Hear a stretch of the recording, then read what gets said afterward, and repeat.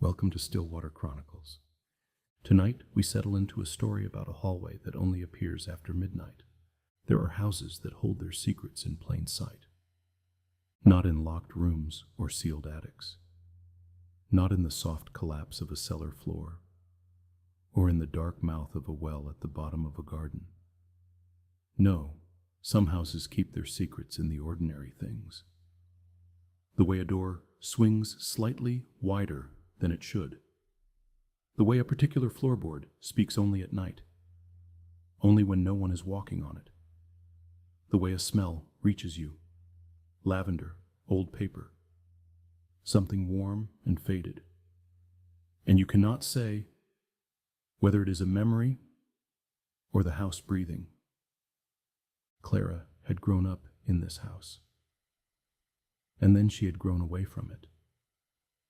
And then, in the particular way that life sometimes folds back on itself, she had come back. Her mother had been gone 3 months when Clara returned. The solicitors had handled most of it. The paperwork, the quiet legal language of passing things on.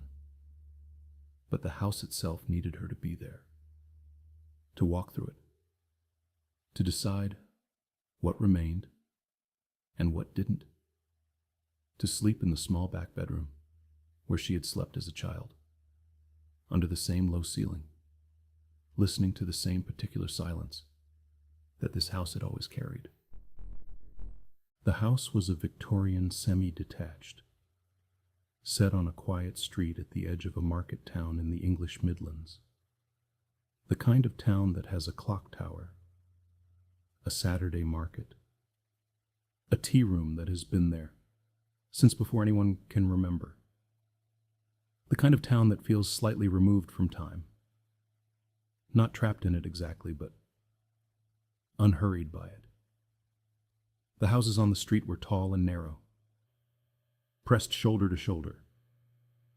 Their front gardens small and neat. Their rear gardens stretching back toward a shared boundary wall. Next door's wisteria had been climbing that wall for decades. Clara liked the house. She had always liked it, even when it made her uneasy. There was a difference, she had come to understand, between a place that frightened you and a place that unsettled you. Fear was sharp. Unease was something slower.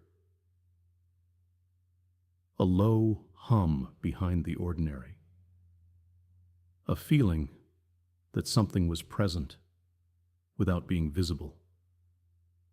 The house smelled of lavender and old wallpaper paste. It had smelled that way for as long as she could remember, and she had stopped questioning it.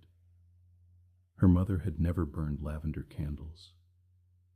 There had been no dried sachets tucked into drawers, no spray bottles, no bundles of it in the garden.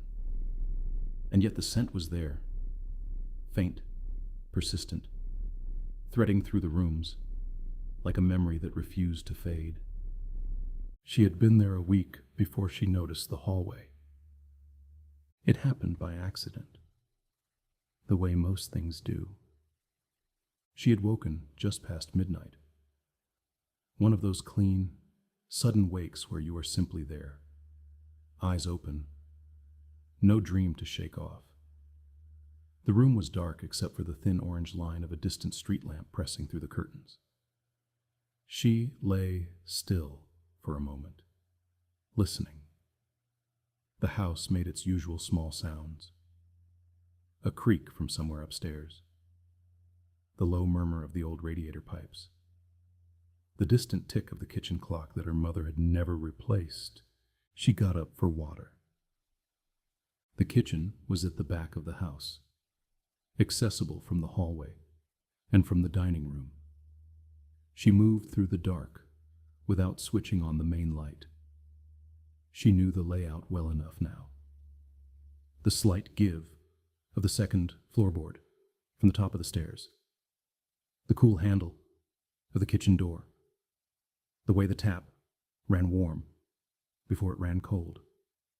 She filled her glass and stood for a moment at the kitchen window, looking out into the garden. The garden was still. The wall at the far end was a pale gray line in the dark. Next door's wisteria made shapes against it.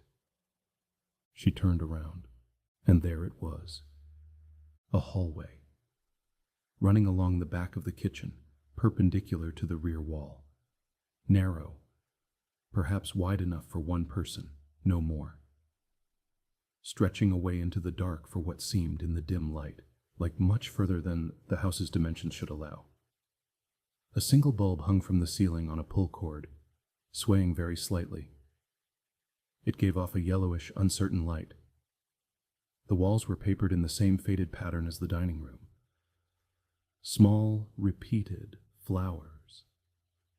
Cream on ivory. Worn smooth at shoulder height. Clara stood in the kitchen doorway and looked at it. She knew it hadn't been there when she went to bed. She was absolutely certain of this. She had been in this kitchen every day for a week. She had leaned against the back wall while she waited for the kettle. She had pressed her palm flat against that wall on the second day, for no reason she could explain. Just a need to feel something solid, to locate herself. The wall had been there, solid, papered, closed. Now there was a hallway. She stood there for a long time. The bulb swayed. There was no draft. The kitchen window was shut, the back door locked. But the bulb swayed gently, in its own small rhythm, as if something had recently passed beneath it. She didn't go in. Not that night. She went back to bed. She lay in the dark and told herself she had been half asleep, that she'd walked into the wrong part of the house and confused herself, that the dark had rearranged things in the way that dark sometimes does. She told herself this very carefully and very deliberately, the way you repeat something until the shape of it becomes familiar enough to feel true. But she set an alarm for 12:05 a.m. the following night. She wasn't sure, as she did it, whether she was trying to catch it or to prove it wasn't there. Both felt true. Both felt equally frightening. At 12:05, she went downstairs. The hallway was there. The same narrow passage. The same swaying bulb. The same faded wallpaper. Its small repeated flowers softened into illegibility by years. The same depth, more depth than the house could hold, running toward a point in the darkness that the bulb's reach didn't quite extend to. She stepped into the doorway and looked down it. She could smell something, faint at first, and then more present. Not lavender. Something older. Something that reminded her of church halls and linen cupboards and the inside of wooden boxes that had been closed for a long time. Not unpleasant. Just still.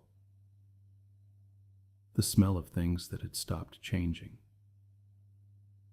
She reached out and touched the left-hand wall. The wallpaper was smooth and slightly cool, the way old paper feels when a room hasn't been heated for a long time. Beneath her fingertips, she could feel the slight texture of the pattern, the raised edges of those small faded flowers. And she ran her finger along them slowly, the way you might trace a line on a map. She did not go further in. At 2:58 a.m., she went back to check. The hallway was still there. At 3:02 a.m., she checked again.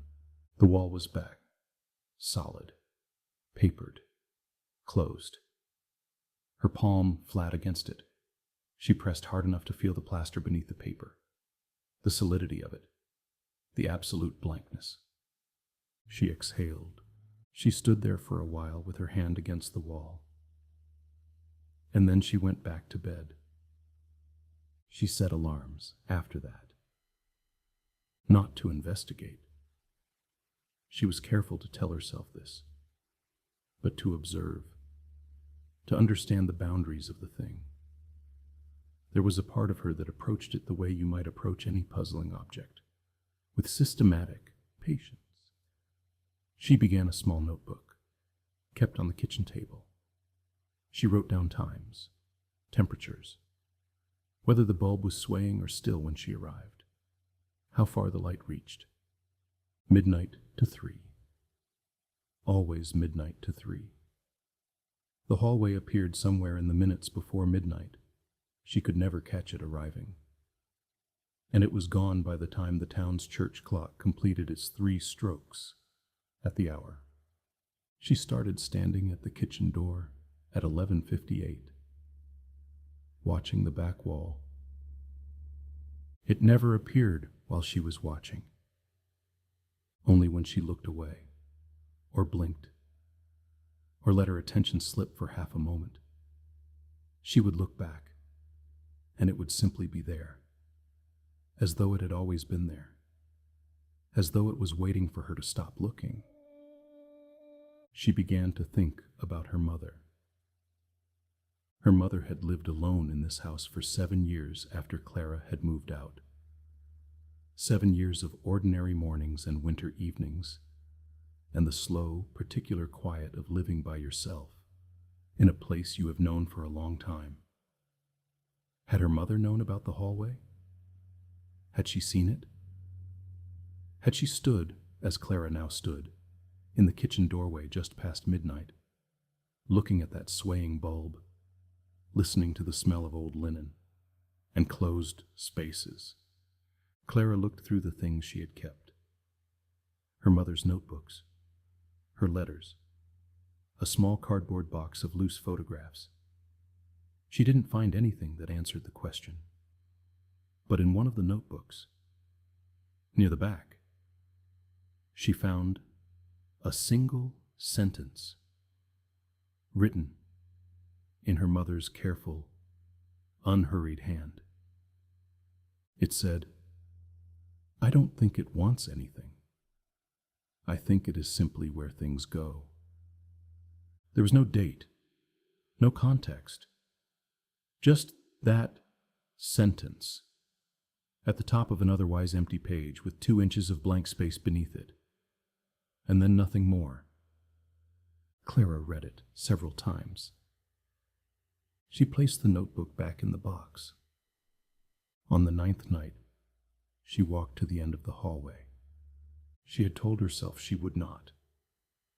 She had held that resolution for 8 nights, firmly at first, and then with the particular weariness of holding something you know, somewhere, you are going to put down. She went in just after midnight. The bulb was swaying.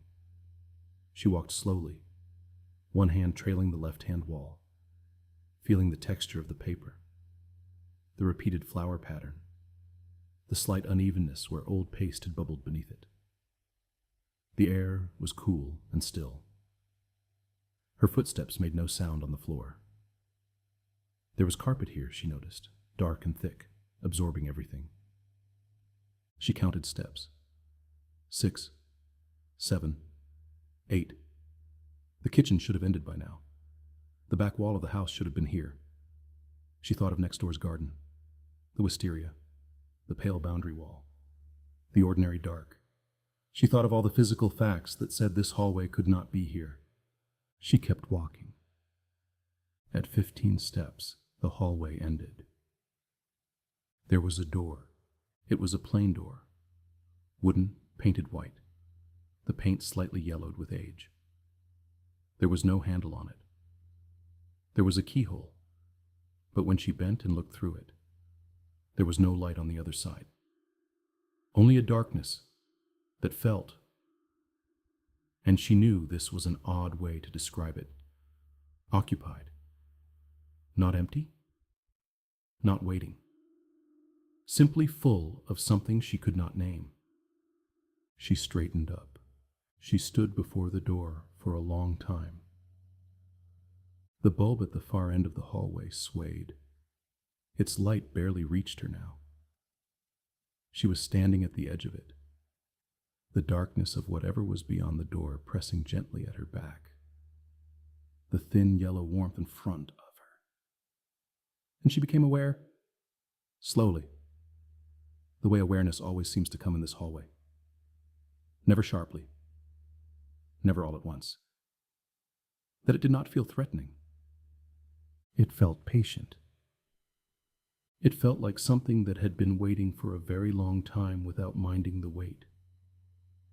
She thought of her mother's sentence, "I don't think it wants anything. I think it is simply where things go." She placed her palm flat against the door. It was warm. Not warm the way a room is warm when it has been heated. Warm the way a hand is warm. The warmth of something living, or of something that had recently been held.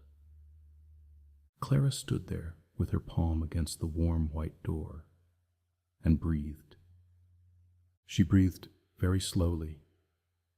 She could feel her own heartbeat in her hand, and then gently she took her hand back. She turned. She walked back down the hallway. She did not look behind her. She stepped out into the kitchen, where the lights were ordinary, and the tap dripped its slow drip, and the clock ticked its familiar tick. She sat down at the kitchen table. She opened her notebook. She wrote the date and the time and the number of steps. She wrote, "The door is warm."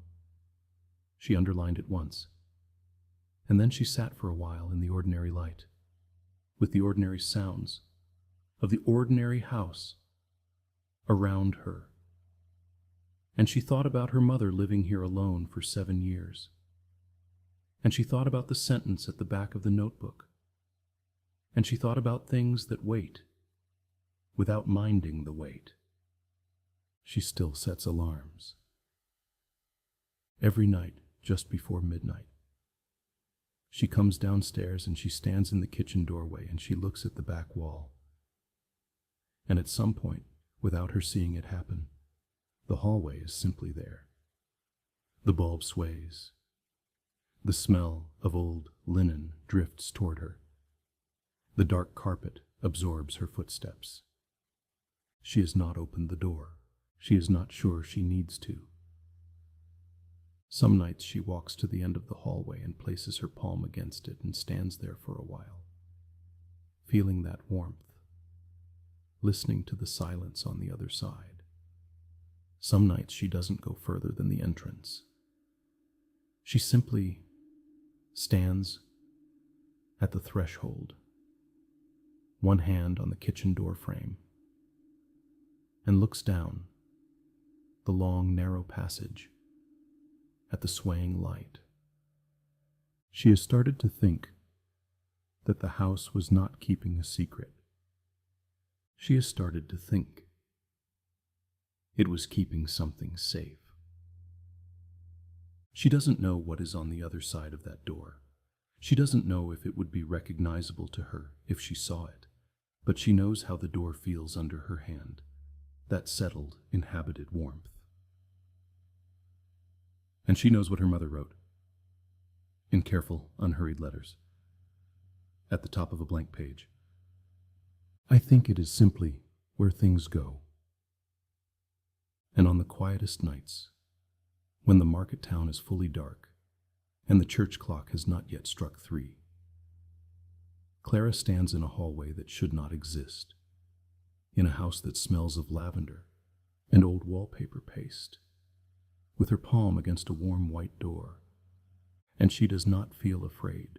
She feels, if anything, close to something. She has stopped trying to name what.